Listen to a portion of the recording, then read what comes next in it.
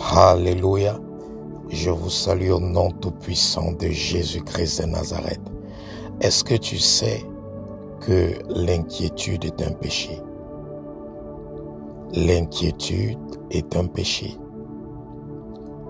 À chaque fois que tu es inquiet, tu pèches contre Dieu. L'inquiétude est un péché contre Dieu.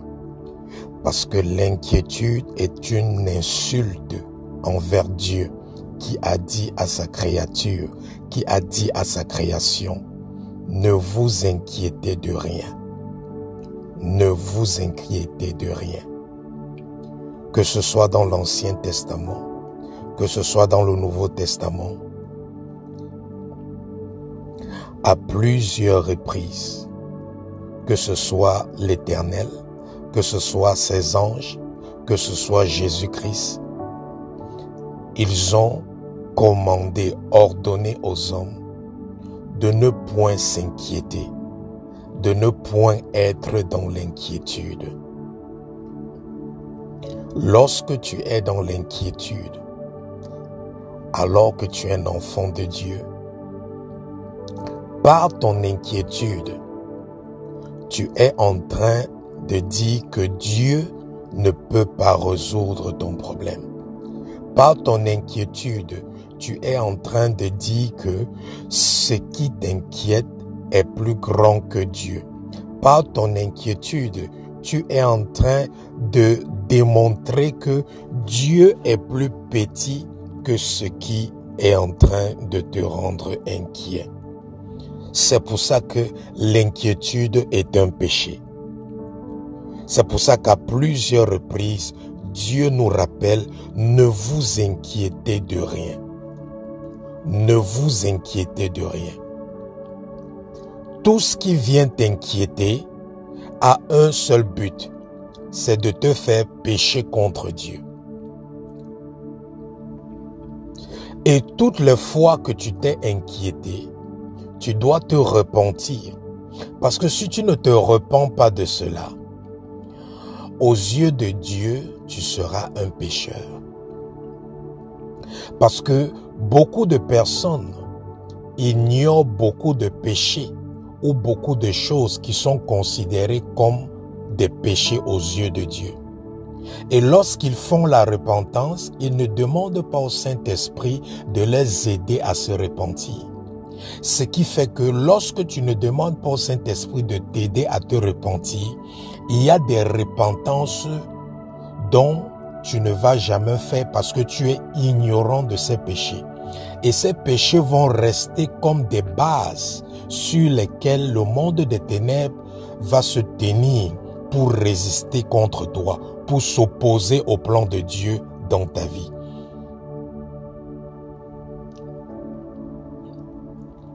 Lorsque tu es inquiet,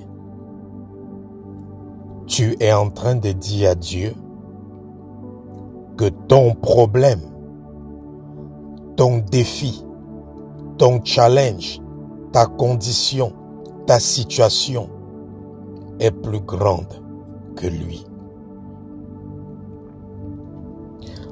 Qu'est-ce que tu dois faire lorsque tu as déjà le sentiment d'inquiétude par rapport à quelque chose dans ta vie?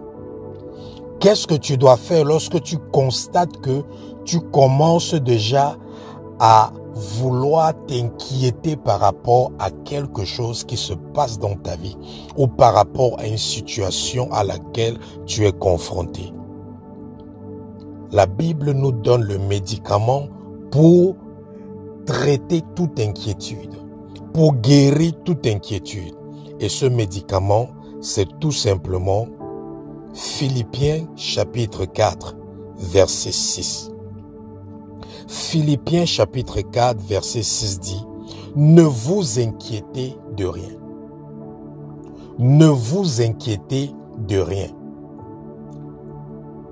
Même s'il y a les urgences dans ta vie, Jésus te dit, ne vous inquiétez de rien. Mais en toute chose, faites connaître vos besoins à Dieu par des prières, des supplications avec des actions de grâce. Cela veut dire que le remède pour mettre l'inquiétude hors d'état de nuit dans ta vie, c'est la prière. Quand tu es inquiet, prie. Quand tu es inquiet, prie. Tu n'as pas besoin de savoir les dessus, les dessous de cette situation qui te rend inquiète. Tu n'as pas besoin de savoir d'où ça provient, l'origine. Tu n'as pas besoin. Lorsque tu es inquiet, prie. Prie par rapport à ce qui te rend inquiet. Ne prie pas dans l'inquiétude. Parce que lorsque tu pries dans l'inquiétude, ta prière sera irrecevable. Parce que, souvenez-vous, l'attitude que nous avons définit la qualité de notre prière. La qualité de notre prière n'est pas seulement définie par les paroles que nous prononçons, mais la qualité de notre prière est définie par la condition de notre cœur et par l'attitude que nous avons. Et nous savons que l'attitude que nous avons lorsque nous prions, ce n'est que le produit ou la résultante de la condition de notre cœur. Lorsque quelqu'un est inquiet, ce sentiment au niveau de son cœur, cette émotion est au niveau de son cœur. Donc, lorsqu'une situation est déjà en train de vouloir t'inquiéter, lève-toi et commence à prier par rapport à ça. Parce que l'inquiétude ne va jamais résoudre un problème. Les pleurs ne vont jamais résoudre un problème. Les colères ne vont jamais résoudre un problème. Les émotions ne vont jamais résoudre un problème. Donc lorsque tu es inquiet par rapport à une situation, ce n'est pas le moment de te morfondre, ce n'est pas le moment de te plier en quatre, ce n'est pas le moment de pleurer, de crier, ce n'est pas le moment d'être triste, ce n'est pas le moment d'être abattu ou contrit dans ton cœur. Non, non, non, non. C'est le moment pour toi de prier. Parce que le seul remède à l'inquiétude, c'est la prière. Ceux qui arrivent à vaincre l'inquiétude dans leur vie, c'est ceux qui prient. Tout ce qui te dérange, bien-aimé, arrête de t'inquiéter. Le temps que tu gaspilles en t'inquiétant par rapport à une situation, utilise ce temps, mets ce temps en valeur dans la prière. Parce que la prière va guérir toute inquiétude. La prière va résoudre l'inquiétude. Les émotions ne vont jamais résoudre une inquiétude. Les émotions ne vont jamais résoudre un problème. C'est la raison pour laquelle tu peux beau prier, tu peux beau pleurer, tu peux beau te morfondre, ce n'est pas ça qui va changer ta condition. Ce n'est pas ça qui va changer ta vie. Mais c'est les actions que tu vas entreprendre en conformité avec les principes de Dieu, la parole de Dieu. C'est ça qui va susciter ou générer le changement dans ta vie. C'est pour ça que la Bible nous dit dans Philippiens, ne vous inquiétez de rien. Ces rêves qui te perturbent, ne t'inquiète pas de cela. Cette condition, cette maladie, cette affliction corporelle, spirituelle, ne t'inquiète pas de cela. Ces blocages, ces limitations dans ta vie, ne t'inquiète pas de cela. Le plus tu t'inquiètes de cela, le plus tu donnes à l'ennemi de l'avantage sur toi en lui fournissant une plateforme, une base sur laquelle il peut se tenir pour résister au plan de Dieu dans ta vie, pour résister à l'accomplissement des promesses de Dieu dans ta vie. Parce que lorsque tu invoqueras Dieu d'accomplir ou de réaliser ses promesses dans ta vie, ton ennemi va t'accuser devant Dieu en présentant à Dieu l'inquiétude. Et puisque l'inquiétude est un péché, Dieu sera dans l'obligation de se retenir. Dieu sera dans l'obligation de ne pas intervenir dans ta situation. Et tout ce que Dieu pourra faire pour t'aider, ce sera de susciter quelqu'un qui pourra te donner cet enseignement afin que tu réajustes ta manière de faire, afin que tu changes ton attitude, que tu changes ta manière d'agir vis-à-vis des choses qui viennent dans ta vie pour t'inquiéter. La Bible nous dit dans le livre de Marc chapitre 4, verset 36 au verset 40. Après avoir renvoyé la foule, il l'emmenait dans la barque où il se trouvait. La Bible parle de Jésus. Il y avait aussi d'autres dans la barque avec lui. Il se leva un grand tourbillon et les flots se jetaient dans la barque au point qu'elle se remplissait déjà. Verset 38. Et lui, il dormait à la poupe sur le coussin. Ils le réveillèrent et lui dirent, « Maître, ne t'inquiètes-tu pas de ce que nous périssons? Maître, ne t'inquiètes-tu pas de ce que nous périssons? » Verset 39. S'étant réveillé, il menaça le vent et il dit à la mer, « Silence, tais-toi. » Et le vent cessa et il eut un grand calme. Verset 40, très important, suivez. Puis Jésus leur dit, « Pourquoi avez-vous ainsi peur? Comment n'avez-vous point de foi? » Comment n'avez-vous point de foi? Comment avez-vous si peur? Ils étaient face à une situation troublante. Ils étaient dans la barque, les disciples. Et un tourbillon a commencé.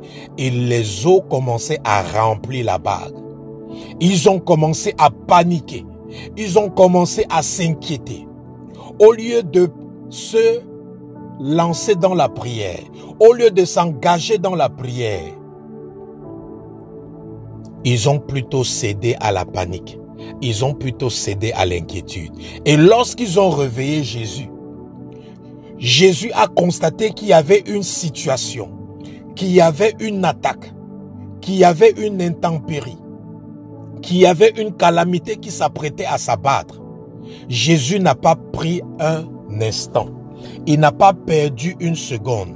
Il s'est levé, il a parlé à ce tourbillon, il a ordonné à ce tourbillon de se calmer.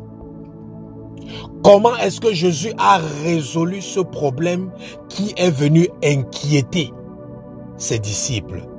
Au travers de la prière. Au travers de la prière. Jésus n'a pas commencé à invoquer le Père. Jésus n'a pas commencé à pleurer. Jésus n'a pas commencé à se morfondre. Jésus n'a pas commencé à crier au secours. Jésus a engagé la prière contre ce qui est en train de le confronter. Donc lorsque tu commences à être inquiet, ou lorsque quelque chose veut déjà te rendre inquiet, commence à prier contre ça. Commence à prier contre ça. Et le plus tu pries contre ça, tu vas constater que cette chose n'aura plus l'influence sur toi. Tu vas constater que cette chose ne va plus t'inquiéter. Tu vas constater que la paix va tout d'un coup prendre le contrôle et tu seras serein. C'est pour ça que la Bible nous dit dans Philippiens chapitre 6, au niveau du verset 7, que et la paix de Dieu, qui surpasse toute intelligence, gardera vos cœurs et vos pensées en Christ. Mais pour que la paix de Dieu puisse venir prendre le contrôle, qu'est-ce qu'il faut au préalable? Il faut prier contre ce qui veut t'inquiéter. Donc, à partir d'aujourd'hui, quand quelque chose commence à te déranger, quand quelque chose commence à te mettre mal à l'aise, quand tu commences déjà à vouloir t'inquiéter de quelque chose, commence seulement à prier. Commence seulement à prier. Même si tu ne connais pas les dessus, les dessous, commence seulement à prier en langue. Tu commences seulement à dire que Seigneur, cette situation, cette condition qui veut déjà m'inquiéter, pendant que je lève la voix, résous cela, adresse cela, résous cela, traite cela au nom de Jésus. Et tu commences à parler en langue. Les kotosikata labra, mandele broskito karabaya, les kutasikate leberio, sakinta karabraskante. Tu commences seulement à prier. Tu commences seulement à prier. Tu commences seulement à prier. Quand tu attaques toute situation qui veut t'inquiéter de cette manière, tu ne te retrouveras jamais dans une condition inquiète. Tu ne te trouveras jamais dans une condition d'anxiété. Le secret de l'inquiétude, c'est la prière. Il n'y a pas deux choses. Il n'y a pas deux choses. Quand tu es inquiet, prie. Quand tu es inquiète, prie. Quand quelque chose t'inquiète, prie contre ça. Prie, prie, prie. La prière, c'est la solution. La prière, c'est la solution. Non pas la manifestation de tes émotions, mais la prière, c'est la solution pour traiter tout ce qui veut susciter l'inquiétude dans ton cœur. Je prie qu'à partir d'aujourd'hui, que Dieu t'accorde la grâce par la vertu de son esprit de te lever dans la prière pour confronter toute situation, toute condition dans ta vie qui vient susciter l'inquiétude afin que cela soit utilisé comme une base sur laquelle l'ennemi se tiendra pour empêcher que les promesses de Dieu se réalisent dans ta vie au nom de Jésus. Et que toute personne qui m'écoute en ce moment, qui est inquiet par rapport à une situation quelconque, je décrète et je déclare que cette inquiétude quitte ton cœur, que ça quitte ton âme et que ça quitte ton esprit au nom de Jésus-Christ de Nazareth. Et que la paix de Christ qui surpasse toute intelligence s'asseye sur ton âme, s'asseye sur ton cœur et dispense la sérénité, l'assurance et la foi au nom de Jésus-Christ. J'ai prié. Amen.